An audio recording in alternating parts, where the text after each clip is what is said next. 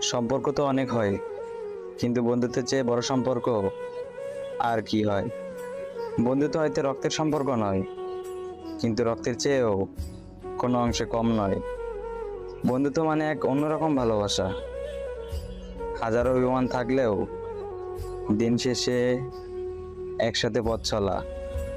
বন্ধুত্ব মানে no thanks, no sorry, সব ভুল একমাত্র তোরই। বন্ধুত্ব মানে হয়তো পাগলামি আর সীমাহীন ভালোবাসা। বন্ধুত্ব হলো আমি মানে তুই, আর তুই মানে আমি। দিন শেষে তোর আর আমার বন্ধুত্বটাই সবচেয়ে বেশি দামি।